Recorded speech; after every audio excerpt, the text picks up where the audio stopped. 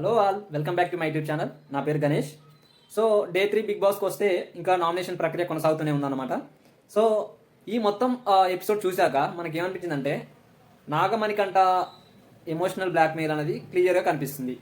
ప్రతి ఒక్కరితో కూడా మొత్తం ఎమోషనల్ బ్లాక్మెయిల్గా, అంటే నా పాస్ట్ చెప్పుకుంటే సర్వైవ్ అవుతానేమో అన్నట్లు బిహేవ్ చేస్తున్నాడు. సో నాగమణికంట ఈ షోలో అసలు సెట్ అవుతాడా అంటే అసలు అన్ఫిట్ అనిపిస్తుంది. సో ఇందులో ఈ బిగ్ బాస్ షోలో అతను ఏం ఆలోచిస్తున్నా అంటే బయటికి పోయాక నా రెస్పెక్ట్ నాకు ఉంటుందా, నేను బయటికి పోయాక మళ్ళీ సర్వే అవుతానా లేదా అనేది అతనిలో ఒకటే తలుస్తుంది. సో నామినేషన్స్లో అయితే ఫస్ట్ ఆదిత్య నామినేషన్స్లో పృథ్వీని చూస్ చేసుకున్నాడు.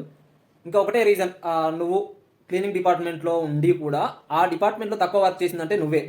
సో అదే పాయింట్ మీద పృథ్వీ కూడా పెద్ద ఆర్గ్యుమెంట్స్ ఏం చేయలేదు. ఎస్ కరెక్ట్, నేను చేయలేదు అన్నట్టు దాన్ని ఇంకా డిఫెన్స్ కూడా ఎక్కువ చేయలేదు. సో అందరితో ముగిసిపోయింది. ఇంకోటి ఏంటంటే లాజిక్తో మాట్లాడవు.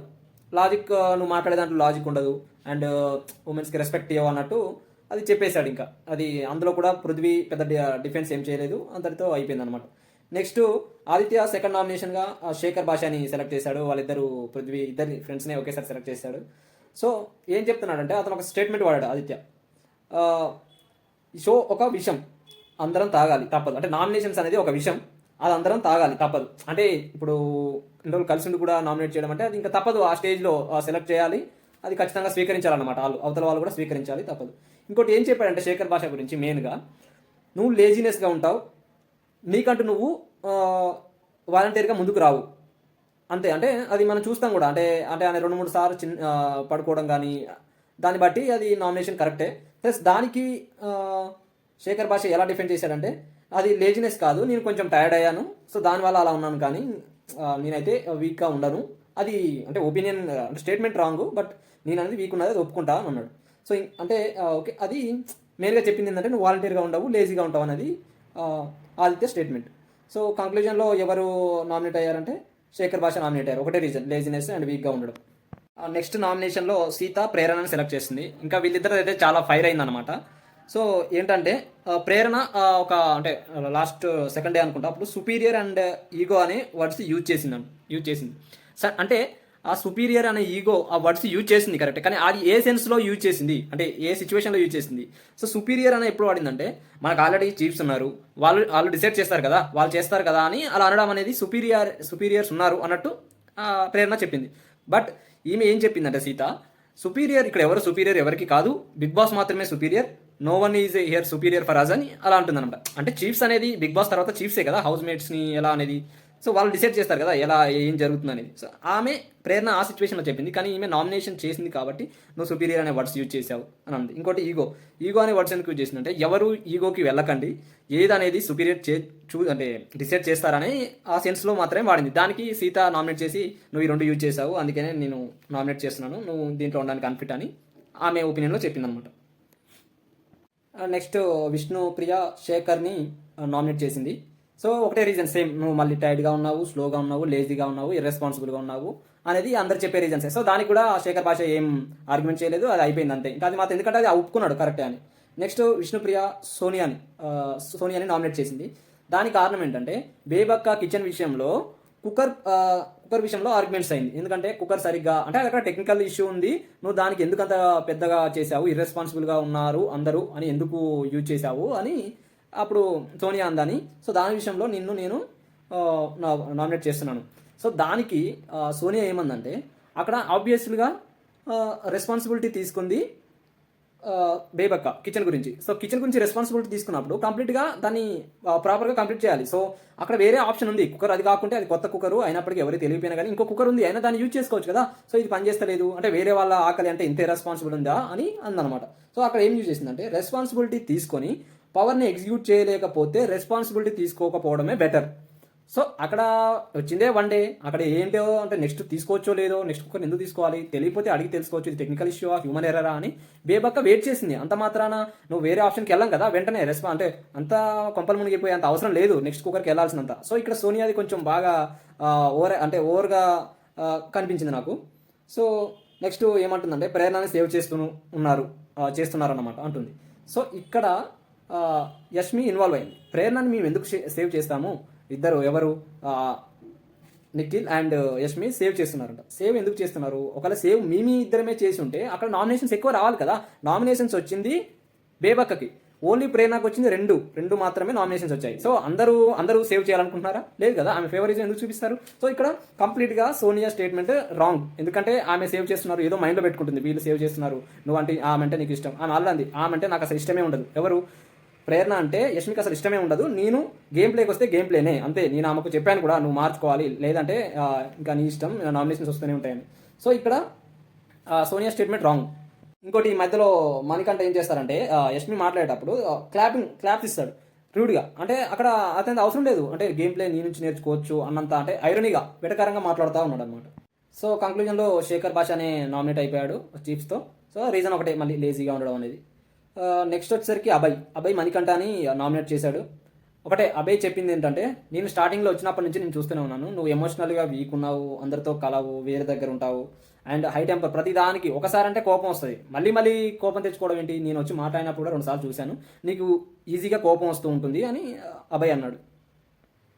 సో ఏంటంటే నువ్వు ప్రతిసారి ఫ్లాష్ బ్యాక్ చెప్తావు. ఫ్లాష్ బ్యాక్స్ ఎందుకు చెప్తావు? ఫ్లాష్ బ్యాక్స్ ఎవరికి లేవు, అందరికీ ఉన్నాయని అభయ్ అంటాడు. నువ్వు ప్రతిసారి ఫ్లాష్ బ్యాక్ చెప్తే ఏదో మళ్ళీ నీ పాస్ట్ తెలుసుకొని అవతలాలు చేంజ్ అవుతారంటే చేంజ్ అవ్వరు, ఎందుకంటే అందరూ ఆడడానికి వచ్చారు. సో అందరికి ఒక ఫ్లాష్ బ్యాక్ ఉంటుంది, అందరూ చెప్పుకోరు కదా అని అభయ్ అంటాడు అనమాట.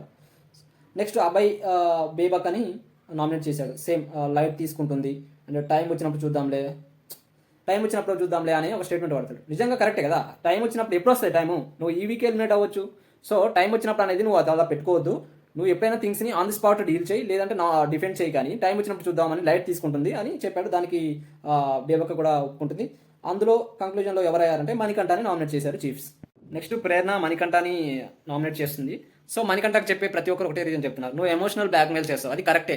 ప్రతి దానికి పాస్ట్ తీయొద్దు. పాస్ట్ తీయడం వల్ల ఏమవుతుందంటే, నువ్వు ఫస్ట్ నీ పాస్ట్ తెలిసినప్పుడు ఎక్కడైనా కానీ, అది మనం బయట కానీ ఐటీలో కానీ ఎక్కడైనా కానీ, నువ్వు పాస్ట్ చెప్తున్నావు అంటే నువ్వు అక్కడ తెలుసుకుంటారు, నీ ముందు జాలి పడ్డట్టు చేస్తారు, తర్వాత నీ వెనకాలే వెనుపోటు పొడుస్తారు. సో నీ పాస్ట్ అక్కర్లేదు అక్కడ. కొన్ని అంటే అందరూ అలా ఉండరు, కానీ ఇక్కడ నువ్వు ఆ గేమ్ ప్లే చేయడానికి వచ్చినప్పుడు ప్రతి ఒక్కరికి ఒక పాస్ట్ ఉంది. నువ్వు చెప్పడం వల్ల అంటే నువ్వు లోకు అయిపోతావు అంతే. ప్రతిసారి చెప్పకూడదు, ఒకసారి చెప్పావా వదిలేయాలి. సో వీళ్ళు కూడా చెప్పేది అదే, ఎమోషనల్ బ్లాక్మెయిల్ చేస్తావు, సైలెంట్గా ఉంటావు, ఎవరితో కలవు, అంటే నీ పాస్ట్ ఏదైనప్పటికీ కూడా నువ్వు అందరితో కలవాలి అని ప్రేరణ ఉంటుంది. ఇంకోటి ఏంటంటే, నువ్వు నెగిటివ్ చెప్పడానికి ముందుకు వస్తావు, నెగిటివ్ చెప్పడానికి రెడీగా ఉంటావు, అదే పాజిటివ్ చెప్పడానికి మాత్రం వెనకాడతావు. ఎందుకలా అంటే, నీకు నెగిటివ్ చెప్పడానికి వచ్చినంత కోపం, అంత యాక్టివ్గా అందరితో కలిసినట్టు పాజిటివ్ విషయానికి వచ్చినప్పుడు నువ్వు ఎందుకు ముందుకు రావు, ఎందుకు అందరితో కలవు అన్నప్పుడు ఇంకా మన మణికంఠ బాబు స్టార్ట్ చేస్తాడు ఏడుపు. ఇంకా ఏడవడమే, అందరూ ఏడుస్తారు. మా అమ్మ చనిపోయింది, మా నాన్న చనిపోయింది, మా స్టెప్ డాడ్ ఇదంతా ఇబ్బందులు పడ్డాడు, ఇంకా ఇవన్నీ చెప్తూ ఉంటాడు. అందరూ ఇంకా వాళ్ళు కూడా ఎమోషనల్ అవుతారు. యష్మి కూడా ఏడుస్తుంది, అందరూ ఏడుస్తూ ఉంటారు. సో లాస్ట్కి అది అయిపోయాక, డ్రామాటిక్ అంతా అయిపోయాక అప్పుడు ప్రేరణ అంటుంది, ఓపెన్ అప్ అవ్వమని చెప్తుంది. అంతే, నువ్వు ఇప్పటికైనా మారు, ఇవన్నీ మానేసి, ఇంకా ఎమోషనల్ చేయడం మానేసి అందరితో కలువు, ఇప్పటికైనా గేమ్ ప్లే చేంజ్ చేసుకో అని ప్రేరణ చెప్తుంది. నెక్స్ట్ ప్రేరణ సోనియాని నామినేట్ చేసింది. ఒకటే రీజన్ చెప్పింది, నువ్వు ప్రతి దానికి వి అంటే మేము అనే ఒక వర్డ్ని యూజ్ చేస్తూ ఉంటావు, ప్రతిసారి ఎక్కడ అని అడుగుతూ ఉంటుంది. ప్రతిసారి అంటే ఒక సిచ్యువేషన్ చెప్తుంది. సో దానికి కూడా చెప్తుంది, ప్రతిసారి అనకు, వన్ టైం అంటే even though every one is nominating on one point only, one situation only some time. So ప్రతిసారి చేయాల్సిన అవసరం లేదు, ఒకసారి నిన్ను నామినేట్ చేయాలంటే ఒక సిచ్యువేషన్ అయినా చాలు. సో దానికే ప్రేరణ చేసింది. ఏంటంటే, నువ్వు ప్రతిసారి వి అనే వర్డ్ని యూజ్ చేస్తావు, ఎందుకు వాడతావు, మేము, నీకేమని అనిపిస్తే అది నీ ఒపీనియన్గా చెప్పు, వేరే వాళ్ళని కలిపి చెప్పకది. ఫర్ ఎగ్జాంపుల్, మాకు ఆకలి అంటే ఇంత ఇర్రెస్పాన్సిబుల్ అని మా ఆకలి అంటే అంటది, మా ఆకలి ఏంటి, అసలు నీకు అక్కడ అనిపించింది నీది పోర్ట్రే చెయ్యి, నీ ఒపీనియన్, కానీ అందరినీ కలుపుతావని సోనియా అని అంటుంది. సో అంటే నేను చెప్తాను, ఆబ్వియస్గా అందరిది కలిపి చెప్తానని సోనియా అంటుంది. సో ఇక్కడ కూడా సోనియా ఓవర్ యాక్షన్ కనిపిస్తుంది అంతా. సో ఆమె ఏంటో కొంచెం పొగరుగా మాట్లాడినట్టు, రూడ్గా మాట్లాడినట్టు చేస్తూ ఉంటుంది, అంతా తెలిసినట్టు. అండ్ సోనియా అక్కడ నిలబడే, అంటే చీఫ్స్ ముందు కానీ ఆ కెమెరా ముందు కానీ నిలబడే విధానం, ఇట్లా చేతులు ఇట్లా పెట్టుకొని ఆమె యూజ్ చేసే way of talking, way of position, ఇదంతా అసలు అంతా చాలా రూడ్గా ఉంది. సో ఆమె యూజ్ చేసే వర్డ్స్ కూడా ప్రాపర్గా లేవు. సో అందుకనే కంక్లూజన్లో ఏమైందంటే, సోనియానే నామినేట్ అయిపోయింది. యూజ్ వర్డ్స్ ప్రాపర్లీ, ఇంతే, నువ్వు వర్డ్స్ని ప్రాపర్గా యూజ్ చేసామని నిఖిల్ చెప్తాడు. నెక్స్ట్ మణికంఠ విష్ణుప్రియ అని నామినేట్ చేస్తాడు. సో అక్కడ ఆయన ఏం చెప్తాడంటే, నువ్వు మాటలు వదిలేయడం ఈజీగా. సో ఆయన విషయానికి వస్తే ఏమంటాడంటే, నీలో నువ్వు చాలా క్యూట్గా ఉంటావు, అంటే వచ్చిన డేనే అలా అంటుంది ఏంటి అంటే, మన అందరికి తెలిసినట్టే మణికంఠ మైండ్ మ్యాప్ వాడతాడు, మైండ్ గేమ్ ఆడతాడు. సో అతను ఏం చేస్తాడంటే, అతను ఉండేదే కొద్ది మందితో, ఆ ఉన్న వాళ్ళతో కూడా అందులో తప్పులు వెతకడము, ఉన్నదే నీకు ఒకరిద్దరు మాట్లాడతారు, వాళ్ళతో కూడా నువ్వు కట్ చేసుకుంటే ఎలా, నువ్వు అప్పటికే ఎవరితో కలవు, ఆమెతో ఉన్నప్పుడు అంట నువ్వు మాటలు వదిలేస్తావు అన్నాడు. మళ్ళీ ఆమె అంటుంది అంటే నీతో 3 days ట్రావెల్ చేసింది కూడా నువ్వు ఎలాంటి వర్డ్స్ రిలీజ్ చేస్తావు, ఎలా మాట్లాడతావు అని నేను అవన్నీ అబ్జర్వ్ చేస్తున్నా, అందుకనే నీతో తిరిగాను అని అంటాడు. అప్పుడు విష్ణుప్రియ షాక్ అవుతుంది. సో నువ్వు అందుకు తిరిగావా నాతో 3 days?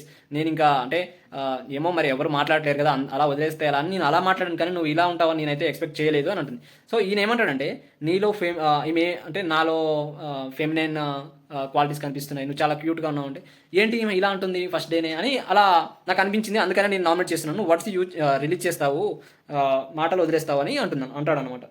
So next Manikanta Shekhar భాష అని నామినేట్ చేస్తాడు. మళ్ళీ సేమ్ రీజన్, సీరియస్నెస్ లేదు, లేజీ స్లీపీగా ఉంటావు. అయితే ఇక్కడ ఒక ఆర్గ్యుమెంట్ జరుగుతుంది అనమాట. నువ్వు పడుకున్నప్పుడు కుక్కలు కూడా వచ్చాయి, అప్పుడు లేచావు, నువ్వు అంత డీప్గా లోకి వెళ్ళావు, మరి నేను వెళ్ళడం తప్పలేదు కదా అంటాడు. సో నేను అంటే అప్పుడు మణికంఠ ఏమంటాడంటే నేను స్లీప్లోకి వెళ్ళానంటే నేను గిల్టీగా ఫీల్ అయ్యి మళ్ళీ బయటకు వచ్చాను, కానీ వాళ్ళ రాలేదు, 2-3 సార్లు స్లీప్ వెళ్తున్నావు అని శేఖర్ భాష అంటాడు. సో ఇక్కడ ఆబ్వియస్లీగా అంటే ఇతను ఒకసారి అయ్యాడు, బట్ శేఖర్ భాష 2-3 times లేజీగా ఉండడం అంటే ఇర్రెస్పాన్సిబుల్ ఉండడం అని చెప్తాడు అనమాట. సో ఇక్కడ శేఖర్ భాష ఇంకోటి అంటాడు, నువ్వు ప్రతిదీ రాజకీయం చేస్తావు, ఏదో ఎమోషనల్ ఫీల్ అవుతావు, అందరినీ ఏదో అంటే నీకు ఒక్కడికే ఉన్నట్టు అక్కడ కూడా వ్యాలిడ్ పాయింట్స్ యూజ్ చేస్తాడు శేఖర్ భాష. సో ఇందులో ఇద్దరిలో నామినేట్ అయిపోయిందంటే చీఫ్స్తో ఫైనల్గా విష్ణుప్రియ నామినేట్ అయిపోయింది అనమాట. నెక్స్ట్ పృథ్వీ బేబక్కను నామినేట్ చేస్తాడు. నువ్వు ఫిట్గా ఉండట్లేవు, సీరియస్నెస్ లేదు అని అంటాడు. అక్కడ పృథ్వీ అన్నది fitness in the sense in the game play in the house అనమాట. ఆమె ఫిజికల్గా తీసుకుంది, అంటే నేను ఫిజికల్గా ఫిట్ ఉండను, నాకు తెలుసు, నేను గేమ్స్ ఆడలేను, ఆ గేమ్స్ నాకు సెట్ కావు, నేను ఫ్యాట్గా ఉన్నాను అని ఆమె అలా అనుకుంటుంది. కానీ అతను యూజ్ చేసింది ఏంటంటే fit in the sense not fit for the game. So నువ్వు ఫిట్ ఈ హౌస్లో ఫిట్గా కావు, నువ్వు ఇక్కడ అర్హురాలు కాదు, నీకు సెట్ కాదా అని డైరెక్ట్గా చెప్పేశాడు. అది ఓకే అని బేబక్క కూడా ఆర్గ్యుమెంట్స్ లేకుండా వదిలేస్తుంది. సో అది రైట్ అనమాట. సో ఈ మొత్తం నామినేషన్స్లో బేబక్క మాత్రం ఎక్కువ సార్లు నామినేట్ అవుతుంది. సో దానికి కారణం కూడా ఆమె గేమ్ ప్లే కానీ, సీరియస్నెస్ లేకపోవడం కానీ, అన్ఫిట్గా ఆడడం కానీ. సో అదనమాట. ఇంకా నెక్స్ట్ పృథ్వీ మణికంఠని నామినేట్ చేస్తాడు. ఆయన చెప్పిన 2 రీజన్స్ ఏంటంటే నువ్వు సింపతి ప్లే చేస్తావు, అది కామన్, అండ్ అందరితో కలవు. సింపతి ప్లే చేస్తే ఏమొస్తుంది, నీకు జాలి పడతారు అంతేగాని నిన్ను నామినేట్ చేయకుండా ఉంటారా? నన్ను నామినేట్ చేయదు, నేను ఇది అంటే ఎవడింటాడు, అందరికీ ఉన్నాయి ఫ్లాష్ బ్యాక్లు, వాళ్ళు బయట పడట్లేరు అంతే. సో ఇంకోటి ఏంటంటే apology as loud as insult, ఇది కరెక్ట్. ఇక్కడ ఏంటంటే నువ్వు చీఫ్స్ ఎవరు యష్మిని ఒకసారి అంటాడు, నువ్వు చీఫ్స్ అని కూడా చూడకుండా ఏదో ఒక మాట అంటాడు. అన్నప్పుడు ఆమెని అందరి ముందు అని సారీ మాత్రం పర్సనల్గా వెళ్ళి చెప్పాడు. సో అందుకనే అపాలజీ అనేది as loud as what insult. So apology అనేది యాజ్ లౌడ్ యాజ్ ఇన్సల్ట్, అంటే ఎంతైతే నువ్వు ఇన్సల్ట్ చేసావు అందరి ముందు, దాన్ని కూడా అందరి ముందు అపాలజీ చేయాలి. కానీ నేను చేయను, నేను ఆమెకి పర్సనల్గా చెప్పా అంటే కుదరదు కదా. ఆయన అనేది ఒకటే, నువ్వు సింపతి ప్లే చేస్తే ఇక్కడ దేనికి పనికిరాదు అనేది ఒకటే. సో ఫైనల్గా నామినేషన్స్ అయితే అయిపోయాయండి. నామినేషన్స్ మొత్తం అయిపోయాక ఇందులో ఎవరెవరు నామినేట్ అయ్యారు, యాక్చువల్గా నామినేట్ అయింది ఎవరంటే బిగ్ బాస్ చెప్తారు, బేబక్క, సోనియా, శేఖర్, విష్ణు, పృథ్వీ, మణికంఠ, వీళ్ళు మాత్రమే నామినేట్ అయ్యారు. సో నెక్స్ట్ ఏమైందంటే ఇంకా ఈ నామినేషన్స్ అయిపోయాక మణికంఠలో ఒక భయం స్టార్ట్ అయింది. అంటే నన్ను బయటకు వెళ్ళాక అందరు నన్ను నెగిటివ్గా చూస్తారా, అంటే నాకున్న ఫ్యాన్స్ కూడా పోతారా, ఇప్పుడు నాకు ఆల్రెడీ మనీ లేదు, ఇంకా నేను ఏమవుతుందో, నా లైఫ్ అంతా వేస్ట్ అవుద్దా, ఇక్కడికి వచ్చి 1 weekలో వెళ్ళిపోతే నన్ను అంతా నెగిటివ్గా ట్రీట్ చేస్తారా అని ఒకటే ఇంకా ఫ్యూచర్ గురించి బాగా ఆలోచిస్తుండు. ఇంకా అతను సెల్ఫ్ కాన్ఫిడెన్స్ పోగొట్టుకున్నాడు, 1 weekలోనే నేను ఇంతే అన్నట్టు ఇంకా ఏడుస్తూనే ఉన్నాడు నామినేషన్స్ అయిపోయాక. అప్పుడు బిగ్ బాస్ పిలిచి నీకు అంటే నాకు కాన్ఫిడెన్స్ పోయింది అన్నట్టు అంటాడు. అప్పుడు నేను కాన్ఫిడెన్స్ పోయింది అని, ఎందుకు అలా 1 weekలోనే ఎందుకు అలా అయిపోతున్నావు, నువ్వు నీకు టాలెంట్ లేకపోతే ఇంత దూరం ఎలా వస్తావు, ఇక్కడికి వచ్చావంటే నీలో ఏదో ఒకటి ఉంది కాబట్టి ఇక్కడికి వచ్చావు. సో నువ్వు అది గ్రహించాలి, నీ బలాన్ని గ్రహించు, అండ్ నిన్ను నువ్వు నమ్ము, అప్పుడు మాత్రమే నువ్వు ముందుకు వెళ్ళగలుగుతావు. నువ్వు ఫ్యూచర్ గురించి ఏం ఆలోచించకు, ప్రజెంట్ గురించి ఆలోచించి నువ్వు గేమ్ ప్లేని మార్చుకో అని బిగ్ బాస్ చెప్తాడనమాట. సో ఇది అంటే బిగ్ బాస్ ఫైనల్గా అంటే నాకు తెలిసి అయితే మణికంఠ ఇలా మైండ్ సెట్తో ఉంటే అతను ఏంటంటే ఇంకా ఈ మైండ్ సెట్తో ఉంటే మాత్రం సెట్ కాడు అసలు. బిగ్ బాస్ హౌస్లో ఈ వీకే పోవచ్చు, ఇంకేమైనా కావచ్చు. సో మణికంఠ మాత్రం అసలు సెట్ కాడు. సో ఇదండి Bigg Boss Day 3 review. Please watch till end and I have posted my brief analyse on each and everything. So thanks for watching. Please subscribe to my YouTube channel.